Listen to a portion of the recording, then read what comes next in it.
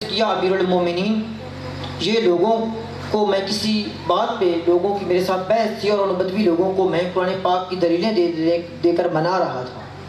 فرمایا آپ نے کہ جتنی قرآن کی دلیلیں دیتے جاؤ گے وہ بھی کوئی نہ کوئی جواب میں دلیل دیتے جائیں گے، لہٰذا جب بھی کسی قائل کو قائل کرنا ہو تو حدیث رسول سنایا کرو، حدیث رسول سنایا کرو۔ یہ میرے امام کا قول ہے، میں اپنے امام کی اقتداء میں آپ کو حدیث پاک طرف لے چلتا ہوں کہ کہیں یہ لوگ نہ سمجھیں کہ یہ تو پرانے انبیاء کی باتیں تھی، صحابہ کرام نے کچھ ایسا عمل کیا۔ اب ہم چلتے ہیں اس کتاب کی طرف جس کو کہتے ہیں اصح الکتب بعد کتاب اللہ الجامع الصحیح للبخاری۔ بخاری کا بہت جنون چڑھا ہوتا ہے نا ہمارے مخالفین کو، بخاری ہاں، بنا عشق نبی جو پڑھتے ہیں بخاری آتا ہے بخار، ان کو بخاری نہیں آتی ان کو اگر بخاری آتی ہوتی نا تو ان کو یہ حدیثیں بھی، یہ بخاری کے پہلے ابواب کی حدیثیں ہیں جو میں آپ کے سامنے نقل کر رہا ہوں۔ بخاری شریف میں آتا ہے، حضرت ابو موسیٰ راوی ہیں روایت کے، کتاب الوضو ہے، یہ دیکھنا مت بھولیے گا، یہ کتاب الوضو کتاب الایمان کے بعد فوراً کتاب الوضو شروع ہو جاتا ہے، طہارت کا پہلا باب بھی وضو سے شروع ہوتا ہے۔ اس میں حضرت ابو موسیٰ اشعری فرماتے ہیں کہ دعا نبی صلی اللہ علیہ وسلم بقدح ماء فیہ، سرکار نبی علیہ الصلوۃ والسلام نے ایک پیالہ منگوایا، تبرکات کی بات کر رہے ہیں، نسبت کی، ایک پیالہ منگوایا اور اس میں پیالے میں کیا کیا، فغسل یدیہ فیہ، اس میں اپنے ہاتھ دھوئے، ووجہہ، اور اپنا چہرہ مبارک دھویا، ومج فیہ، اور اس میں اپنی کوری کی، اور پھر دیا حضرت بلال اور ابو جحیفہ کو اور فرمایا اشربا منہ، اس میں سے پی لو، وافرغا علی نحورکما ووجوہکما، یہ اپنے منہوں پر بھی ڈالو اور اپنے سینوں پہ بھی ملو۔ وہ نبی جو شرک کو ختم کرنے دنیا سے آیا ہو، یا قاطع بدعات ہو، ماہی بدعات آپ کا ایک لقب مبارک ہے، ماہی شرک والبدع، آپ شرک اور بدعت کو مٹانے والے نبی ہیں۔ جو شرک اور بدعت کو مٹانے والا نبی ہو، کیا وہ ایسی حرکت کر سکتا ہے؟ کیا وہ شرک اور بدعت کی تعلیم لوگوں کو دے سکتا ہے؟ اور پھر آپ نے تفصیل کے ساتھ آپ نے اس میں اپنا چہرہ مبارک دھویا، اپنے ہاتھ دھوئے، ومج فیہ، اور اس میں اپنی کوری کی، اور پھر فرمایا اشربا منہ وافرغا نحورکما ووجوہکما، یہ اپنے منہوں پر بھی ڈالو اور اپنے سینوں پر بھی مل لو۔ یہ حدیث بخاری ہے۔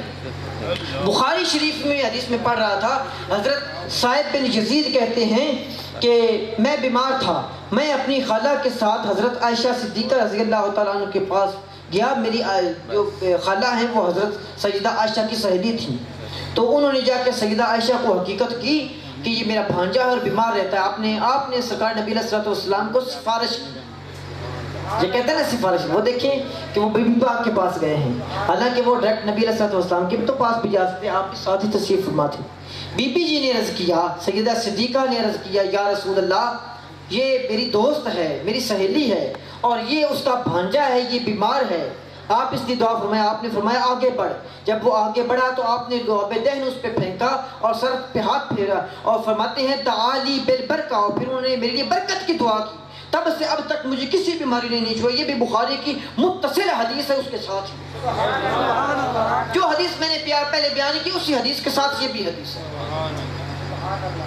5-4 حدیثیں چھوڑ کے اگلا پھر چیپٹر وضو میں ہی شروع ہوتا ہے۔ جس طرح آج صادق صاحب نے یہ تبرکات لا رکھے ہیں، سنا ہے کہ انہیں میں نبی علیہ الصلوۃ والسلام کے موئے مبارک بھی لائے گئے ہیں، تو موئے مبارک کی ایک حدیث سنتے چلیے۔ حضرت علامہ ابن سیرین وہ تابعی ہیں، علامہ ان کو اس لیے کہتے ہیں کہ بہت بڑے علامہ تھے، آپ نے کتاب تعبیر الرؤیا پڑھی ہے، یہ علامہ ابن سیرین کی لکھی ہوئی، اور محدث بھی تھے، حدیثیں بھی نقل کیے تھے، اور بخاری شریف میں بے شمار حدیثیں ان سے روایت میں ہیں۔ وہ کہتے ہیں کہ حضرت ابو عبیدہ ابن جراح ہمارے پاس تشریف لائے دعوت پہ، اور ہم نے ان کو عرض کیا کہ ابو عبیدہ بہت صحابی ہیں، یہ عشرہ اور مبشرہ صحابہ میں سے ہیں، عشرہ مبشرہ اور فاتح ایران بھی ہیں، یہ وہی ہیں جنہوں نے رستم ایران کی کمر توڑی تھی۔ رستم نہیں سنا آپ نے؟ رستم پہلوان، وہ ایران کا چیف کمانڈر تھا، فوج کا سپہ سالار تھا، اور جناب نے اس پہ حملہ کیا تھا اور اس کو رستم کو شکست کا آپ نے سنا نہیں؟ رستم، سکندر، یہ بادشاہوں کے نام سنے ہیں۔ یہ رستم جو ہے یہ ایران کا بڑا مشہور پہلوان اور سپہ سالار تھا، اور حضرت ابو عبیدہ نے اس کو شکست دی تھی، ایک میدان میں، دوسرے میدان میں، اور تیسرے میدان میں جب شکست دینے لگے، اتنے بڑے جگت صحابی ہیں، تو سنا ہے کہ وہ اتنا رستم اور پہلوان جو تھا وہ ایک گدھے کے نیچے جان بچانے کے لیے چھپا ہوا تھا، آپ کے پاس گرفتار کر کے لایا گیا اور آپ نے کہا کہ اس کو چھوڑ دو، یہ بیچارہ جو ہے نا یہ اپنی بزدلی کے باعث اپنی ساری سپہ سالاری کھو چکا ہے، اب اس کے پاس جرت نہیں، وہ زندہ بھی رہا لیکن ساری زندگی اس کو پھر دوبارہ فوج میں بھرتی ہونے کی یا کوئی جنگ لڑنے کی نوبت ہی نہیں پیش آئی۔ یہ وہ ہیں جن کے بارے میں اللہ کے رسول نے فرمایا تھا ابو عبیدہ فی الجنہ، ابو عبیدہ وہ ہے وہ بھی جنت میں ہیں، ان کی زندگی میں فرما دیا تھا ابو عبیدہ فی الجنہ، وعبد الرحمن بن عوف فی الجنہ، وزید بن ثابت فی الجنہ، وسعید بن زید فی الجنہ، یہ وہ خوش قسمت صحابہ ہیں۔ اچھا، حضرت علامہ ابن سیرین فرماتے ہیں کہ ابو عبیدہ جراح ہمارے پاس تشریف لائے، ہم نے عرض کیا کہ اے صحابی رسول، آپ کو پتہ ہے کہ ہمارے پاس نبی علیہ الصلوۃ والسلام کے موئے مبارک ہیں؟ انہوں نے فرمایا، بڑے تعجب سے پوچھا کہ تمہارے پاس کیسے آئے؟ این لک ھذا، تمہارے پاس وہ چیزیں کیسے آئیں؟ تو انہوں نے بڑے فخر سے جواب دیا کہ حضرت انس بن مالک جو خادم رسول ہیں، ان کے پاس، ان کے گھر والوں کے پاس آپ کے چند موئے مبارک تھے، اور وہیں سے یہ برکت ہمیں نصیب ہوگی، ہم بھی اپنے گھر لے آئے۔ تو حضرت ابو عبیدہ کہتے ہیں کہ لَأَن تَكُونَ عِنْدِي شَعْرَةٌ مِّنْهُ، اگر ان بالوں میں سے کوئی ایک بال بھی میرے پاس ہوتا، أَحَبُّ إِلَى الدُّنْيَا وَمَا فِيهَا، تو میرے لیے اس دنیا اور تمام دنیا کی چیزوں سے بہتر ہوتا، مجھے اس تمام دنیا کی چیزوں سے بہتر ہوتا، مجھے پیارا ہوتا۔ حدیث پاک کے بے شمار چیپٹر ہیں جو آپ کے تبرکات کی اہمیت سے بھرے پڑے ہیں۔ آپ کا منہ مبارک حضرت خالد بن ولید نے اپنی ٹوپی منہ میں رکھے ہوئے تھے، اور جب بھی کسی جنگ میں جاتے تھے تو ان کو فتح نصیب ہوتی تھی۔ ایک دن یہ ٹوپی گھر کے بھول کے آئے کہ اسی جنگ میں شکست ہوئی، لوگوں نے پوچھا کہ کیا ہوا ہے سپہ سالار اعظم، آپ نے تو کبھی کسی جنگ میں شکست نہیں کی، فرمایا اس میں خالد کا کوئی کمال نہیں، وہ کمال تو دراصل منہ رسول کا تھا جو میری ٹوپی میں سلے ہوئے تھے، آج میں امامے کے نیچے وہ ٹوپی پہننا بھول گیا ہوں، اس لیے آج مجھے شکست ہوئی ہے۔ تو لوگوں کی برکت، لوگوں کا نبی علیہ الصلوۃ والسلام کی چیزوں کے بارے میں برکت کا یہ رجحان تھا، اس طرح سمجھتے تھے۔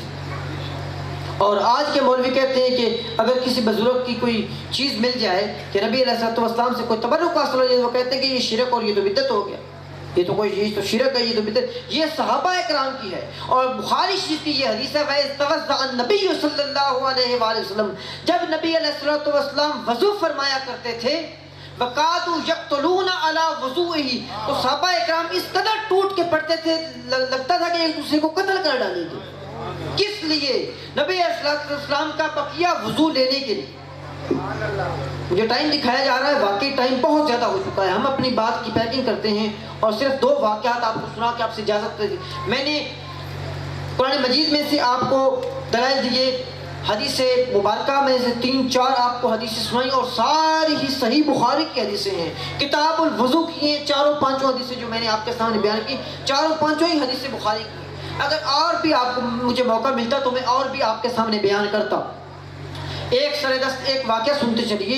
حضرت معروف کرخی رضی اللہ تعالیٰ عنہ، یہ سلسلہ سہرورد اور سلسلہ قادریہ کے بڑے شیخ ہیں، حضور غوث اعظم رضی اللہ تعالیٰ عنہ کے اکابرین میں ہیں، ان کے بھی مرشدوں میں ہیں، حضرت سری سکتی اور حضرت جنید بغدادی کے بھی مرشد ہیں۔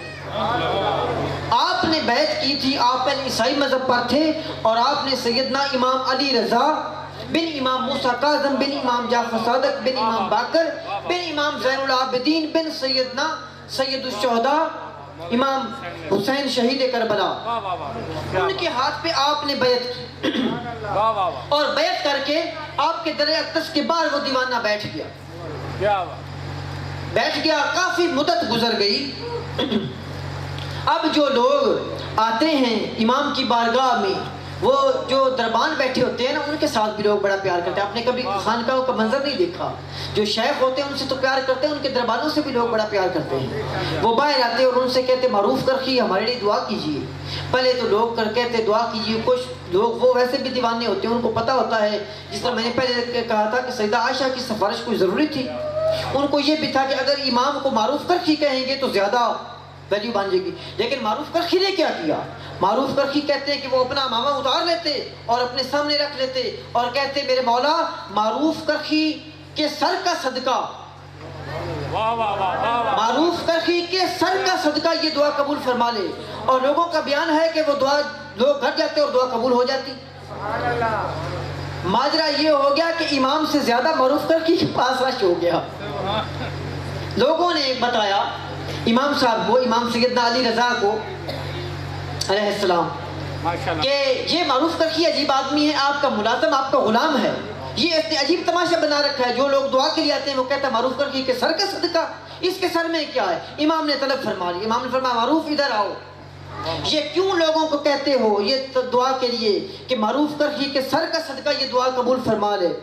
تو انہوں نے وہ امامہ اتار کے امام کے سامنے کر دیا اور کہنے لگے امام یہ معروف کرخی کے سر کا صدقہ نہیں، امام یہ معروف کرخی کے سر پہ جو چیز ہے اس کا صدقہ مانگتا ہوں۔ امام صاحب نے دیکھا تو اس میں وہ نالین مبارک سیے ہوئے تھے جو امام نے ان کو تبرک میں دیے۔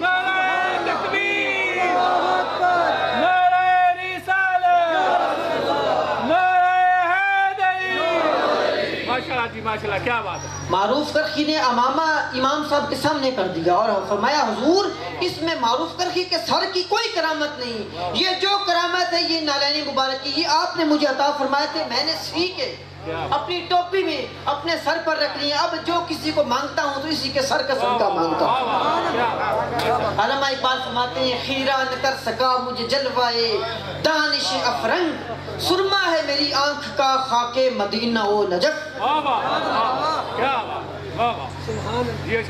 یہ کس کا شعر ہے؟ علامہ اقبال صاحب جانتے ہیں علامہ اقبال صاحب کو؟ علامہ اقبال کو عام بندہ نہیں ہے۔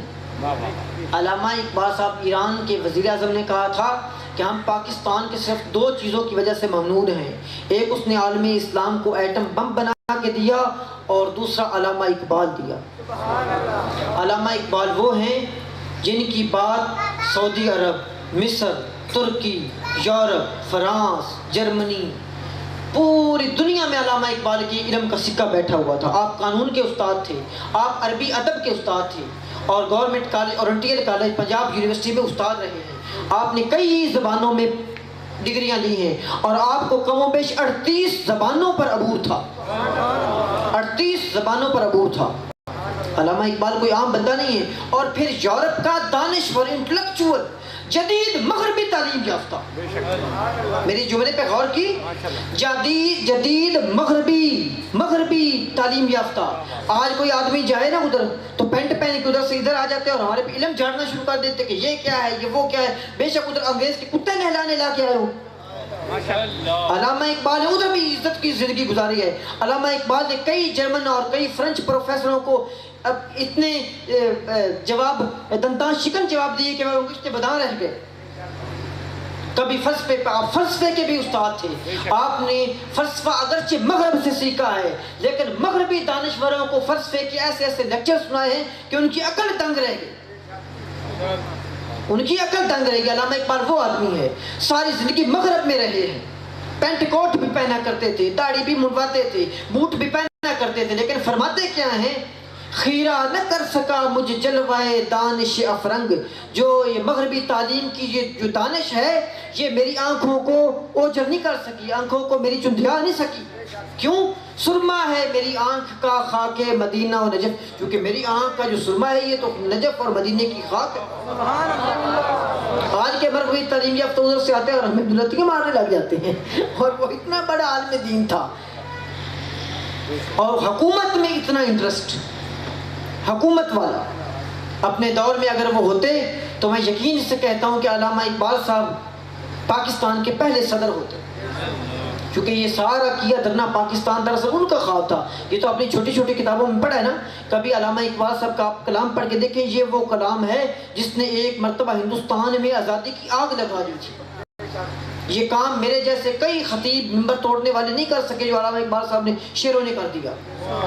وہ اتنا دانشور کہتا ہے کہ خیرہ نہ کر سکا مجھے جلوائے دانش افرنگ، مجھے فرنگیوں کا، مجھے یہود و نصارہ کا جو دانش ہے وہ مجھے پریشان نہیں کر سکی، مجھے خیرہ نہیں کر سکی میری آنکھوں کو، کیونکہ سرما ہے میری آنکھ کا خاک مدینہ و نجف۔ ایک واقعہ اور سناؤں گا بزرگوں کے تبرکات کے حوالے سے، پھر اس کے بعد اجازت۔ حضرت ابو الحسن خرقانی رحمۃ اللہ علیہ، یہ سلطان محمود غزنوی کا نام سنا ہے؟ یہ وہ بادشاہ ہے جس کے متعلق ہے کہ اس نے ہندوستان پر 17 حملے کیے تھے۔ یہ ان کے پیر و مرشد ہیں، یہ ان کے پیر و مرشد ہیں۔ انہوں نے کسی وقت جب معروف یہ محمود ان کی خدمت میں گیا تھا تو حضرت ابو الحسن خرقانی رحمۃ اللہ علیہ نے اپنی ایک قمیض اس کو تبرکن دی تھی، جبہ۔ بادشاہ نے اس کو پہنا، گستاخی سمجھا، اس کو لپیٹ کے اپنے صندوق میں رکھ لیا۔ اور اس وقت حضرت ابو الحسن نے یہ بھی فرمایا تھا کہ اگر زندگی میں کبھی کوئی مشکل پیش آئے تو ہماری قمیض کو پہننا اور دعا کرنا، تمہاری دعا قبول ہوگی۔ سلطان محمود نے 17 حملے کیے، اس کو یہ یاد ہی نہیں رہا کہ میں یہ دعا بھی کر لوں۔ جب سومناتھ، اتنے دن ہو گئے سومناتھ فتح ہونے کا نام ہی نہیں رہا، اندر پورا کفرستان ہندوستان جمع ہے اور تابڑ توڑ حملے ہو رہے ہیں، محاصرہ کیا ہوا ہے، لیکن کیا مجال کہ سومناتھ کا کوئی مندر ایک بھی فتح ہو؟ اس کے بڑے مندر تو بڑے رہ گئے، اس کا کوئی چھوٹا سا مندر بھی نہیں فتح ہو رہا تھا۔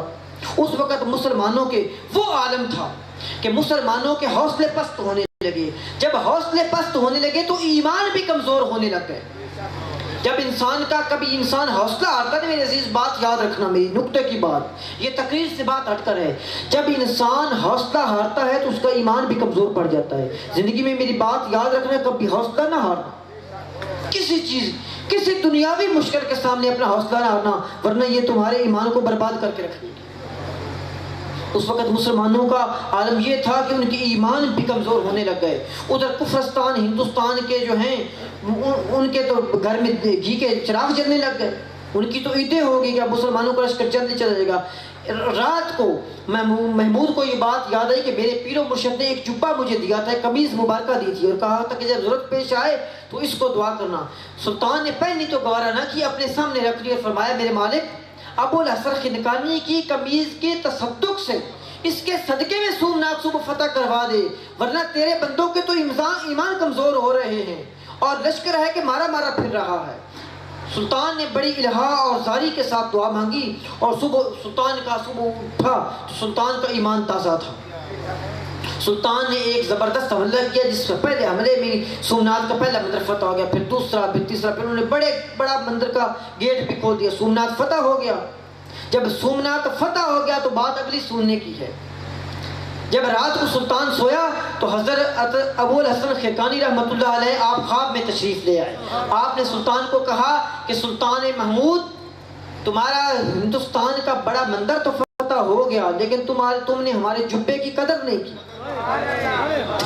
تم نے ہمارے جبے کی قدر نہیں کی۔ سلطان نے رو کے عرض کی، میرے حضور کیا گستاخی ہوگی مجھ سے، میری تو دلی مراد پوری ہوگی۔ اپنے فرمایا نہیں، گھٹیا چیز مانگی، اگر تو سومناتھ کے فتح ہونے کی بجائے پورے ہندوستان کے اہل ایمان کا تقاضا کرتا کہ یہ مومن ہو جائیں تو تب بھی اللہ قبول فرما لے۔